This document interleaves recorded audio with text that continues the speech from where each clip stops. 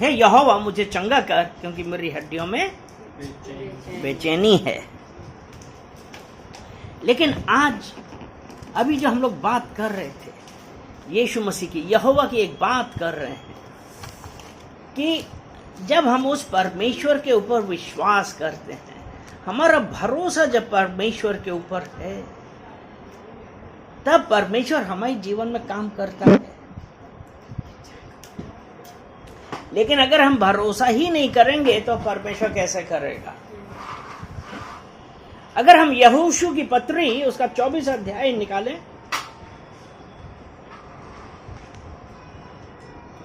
और 15 में यहोशू ने लोगों से क्या कहा था कि यदि यहोवा की सेवा करनी तुम्हें बुरी लगे तो आज चुन लो कि तुम किसकी सेवा करोगे। आज हमारे ऊपर सबसे बड़ी बात है कि हमारा चुनाव, परमेश्वर ने कभी हम लोगों को फोर्स नहीं किया है। इसीलिए यहोशू ने उन लोगों को कहा कि आज तुम चुन लो कि तुम किसकी सेवा करोगे, चाहे उन देवताओं की जिनकी सेवा तुम्हारे पुरखा महानद के उस पार करते थे, और चाहे एमोरियों के देवताओं की सेवा करो जिनके देश में तुम रहते हो। यानी कि जो एमोरी और जो दूसरे अन्य देवता थे, कई बार हम लोग ये करते हैं ना कि अरे अब हम वो कैसे कर रहे हैं, हम तो यहां पे फंसे हुए हैं। यानी कि हमने क्या चुनाव किया? हमने अपने छुटकारे की जगह हम चुनाव कर रहे हैं अपने बंधन का। हम बहुत सुनते हैं परमेश्वर के बारे में, लेकिन हम काम क्या कर रहे हैं? हम बंधन में फंस रहे हैं, क्योंकि उसने कहा ना, चाहे अमोरियों के देवताओं की सेवा करो जिसके देश में तुम रहते हो। आपको ध्यान होगा कि जब इजराइलियों को बाहर निकाला था तो वो कितना गुस्सा हुए थे, क्योंकि वो जंगल में थे। वो मूसा और परमेश्वर के ऊपर गुस्सा कर रहे थे। वो परमेश्वर आज आपको और मुझको उस बंधन से बाहर निकालने वाला है। ये हमारे ऊपर है, हम किसका चुनाव करते हैं। क्योंकि यहोशू ने यहां पे उसके बाद कहा है, परंतु मैं अपने घराने समेत यहोवा की ही सेवा नित करूंगा। आज हम किसकी सेवा करेंगे? चुनाव करना है। क्योंकि 16 वचन जो है, तब लोगों ने उत्तर दिया, यहोवा को त्याग कर दूसरे देवताओं की सेवा करनी हमसे दूर रहे। यानी कि लोग अब क्या कह रहे हैं कि वो सिर्फ यहोवा की, दूसरी और किसी की नहीं। और उसके बाद जब हम आगे उसमें पढ़ते हैं तो उसमें वो कहता है, क्योंकि यहोवा ने हमारे पुरखाओं को दासत्व का घर क्या था? दासत्व का घर मिस्र। हम गिनती 1 मिनट निकालते हैं। गिनती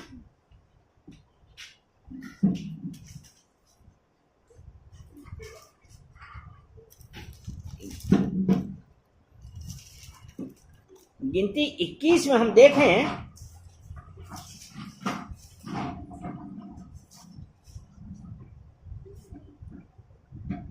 गिनती 21 में और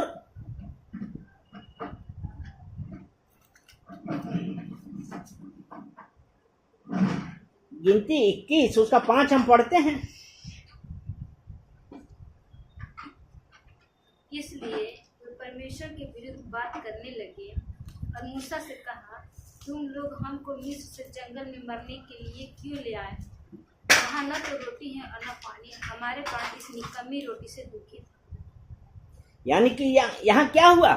परमेश्वर आज हम लोगों को निकालने के लिए है, लेकिन परमेश्वर जब हमको निकालता है तो हमारे जीवन में कठिनाइयां आती। और यहाँ पे वो क्या कर रहे हैं? इसलिए वे परमेश्वर के विरुद्ध बातें करने लगे। परमेश्वर के लोग परमेश्वर के विरुद्ध बात करने लगे और मूसा से कहा, तुम लोग मूसा और परमेश्वर हमको मिस्र से जंगल में मरने के लिए क्यों ले आए? दासत्व में थे, उनको खाना पीना बहुत अच्छा मिल रहा था। और यहां पे वो क्या कह रहे हैं कि हमको मरने के लिए क्यों ले आए?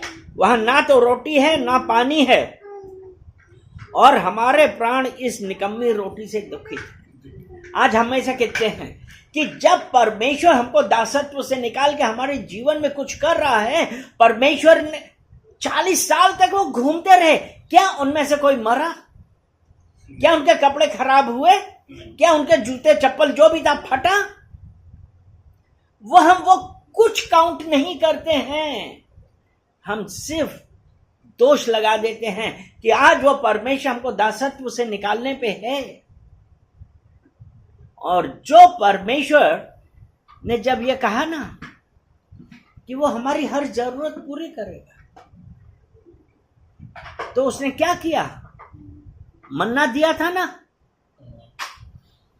आश्चर्यजनक रूप से उसने उनके खाने का इंतजाम किया।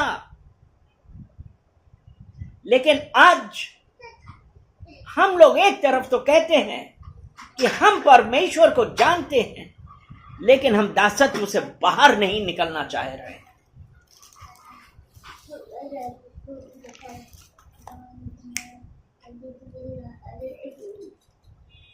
क्योंकि हमारे परमेश्वर यहोवा वही है जो हमको और हमारे पुरखाओं को दासत्व के घर अर्थात मिस्र देश से निकाल ले आया, और हमारे देखते देखते बड़े बड़े आश्चर्य काम किए, और जिस मार्ग पर और जितनी जातियों के मध्य में से हम चले आते थे उनसे हमारी रक्षा करी। उसने सबसे हमारी रक्षा करी है, और उसने हमको अधिकार दिया। अगर हम व्यवस्था विवरण उसका 2 अध्याय उसका 24 वचन देखेंगे,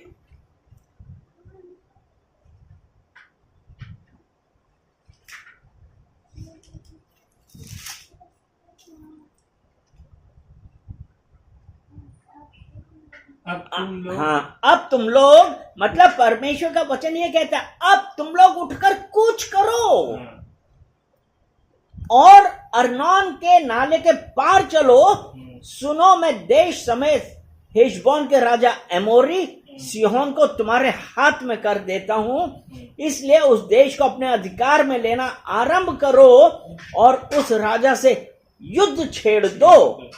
25 वचन है, और जितने लोग धरती पर रहते हैं उन सबों के मन में मैं आज ही के दिन से तेरे कारण डर और थरथराहट समवाने लगूंगा।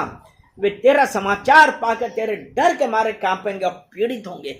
वो परमेश्वर, उसने हमको अधिकार दिया कि खड़े हो, लेकिन आज अगर हम बंधुआ होना, बंधुत्व में रहना पसंद कर रहे हैं, हम कदापि नहीं खड़े हो सकते।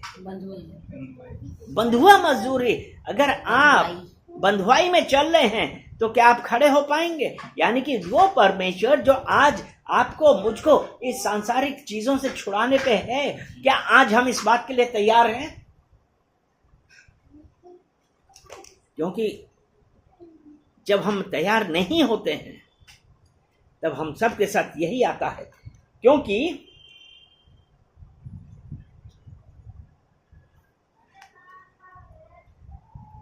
फिर उसका 24 का 19 कहता है, यहोशू ने लोगों से कहा, तुमसे यहोवा की सेवा नहीं हो सकती, क्योंकि वह पवित्र परमेश्वर है, वह जलन रखने वाला ईश्वर है, वह तुम्हारे अपराध और पाप क्षमा ना करेगा।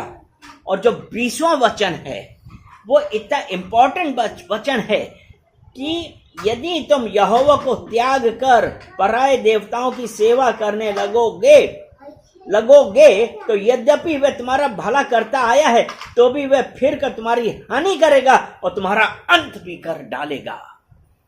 आज वो परमेश्वर आपसे हमसे यही बात कर रहा है कि आज जब वो परमेश्वर हमको बंधुत्व से निकाल के लाया है, बंधुआई से निकाल के लाया है, हमको हमारे शत्रुओं के ऊपर विजय दी है, लेकिन आज हम क्यों इन सांसारिक सुखों की तरफ ध्यान दे रहे हैं? हम क्यों उस भरोसा नहीं कर रहे हैं उस परमेश्वर की तरफ? क्योंकि वो आपने बड़े बड़े आश्चर्य काम किए हैं। फिर हम व्यवस्था विवरण में आते हैं।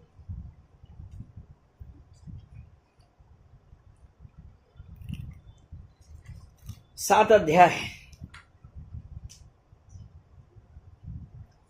उसका 12, अगर हम परमेश्वर की आज्ञा मानते हैं और तुम जो इन नियमों को सुनकर मानोगे, क्योंकि जो परमेश्वर के अपने लोग हैं, कि और तुम जो इन नियमों को सुनकर मानोगे और इन पर चलोगे, तो तेरा परमेश्वर यहोवा भी उस करुणा में वाचा का पालन करेगा जिसे उसने तेरे पूर्वजों से शपथ खाकर बांधी थी। और वो वाचा क्या थी?